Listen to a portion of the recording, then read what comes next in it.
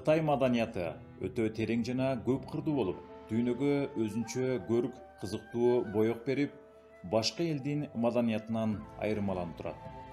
Кытай эли акылман, философиясы терең, байыркы улуу эл. Алар отурукташкан цивилизациянын философиясын жаратылды.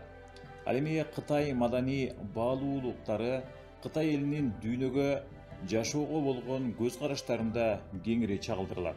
Назарыңыздарда Кытай маданий баалуулуктары тууралуу Шанс компаниясы тарабынан которулуп жана басылып чыгарылган китептер тууралуу баяндайбыз.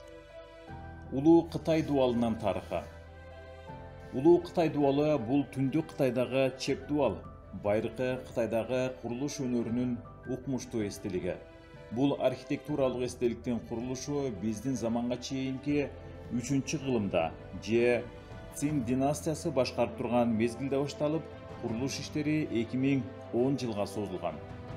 Бул китептен сиздер мына ушул дүйнөнүн 7 кереметинин бири болгон Улуу Кытай дубалы тууралуу кенен маалымат ала аласыздар.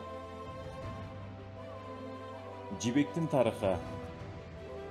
Бул китепте алгач Кытайда жаралып, кийин бүткүл адамзаттын асыл энчисине айланган ажайып кездеме жибектин өздөштүрүлүшү, өнүгүү жана кооз сайма түшүрүлгөн азем кийимге айлануу тарыхы баяндалат.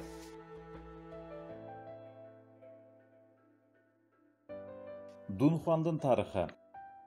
Бул китептен Кытайдын узак тарыхы боюнча пайдалуу маалыматтарды алып, дүйнөлүк маданий мураска айланган Могао үңкүрлөрүнүн кооздугун, укмуштуулугун, сырдуулугун сезип, Дунхуан шаарынын көп кылымдык тарыхы менен таанышасыз. Коруктардын тарыхы.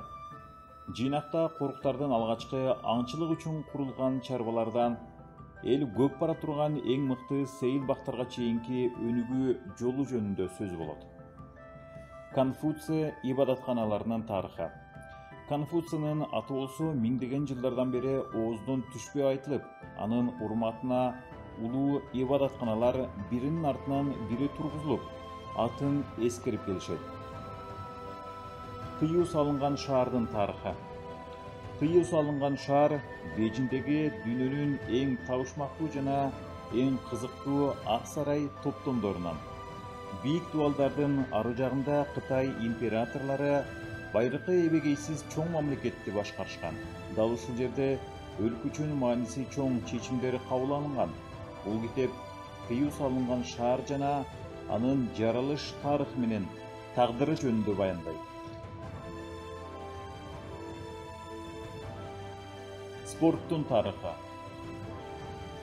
Спорт адамдын ден соолугун чыңдайт, өмүрүн узартап, эркин бекемдейт, сергек жашоого багыттайт. Ал эми дүйнөлүк деңгээлде өткөрүлгөн спорттук мелдештер мамлекеттердин ынтымагын бекемдейт. Кийимдердин тарыхы. Бул китептен Кытайдын улуттук кийимдери тууралуу кызыктуу маалыматтарды окуса болот. Ошондой эле Кытай элинин кийимдери кандай кездемелерден тигилгенин, кантип шөкөттөлгөнүн, кийинүү маданияты кандай шартта өнүккөнүн билесиз. Цирк өнөрүнүн тарыхы. Цирк бул адамдын кыял чабыты ишке ашкан искусство деп бекеринен айтылбаса керек.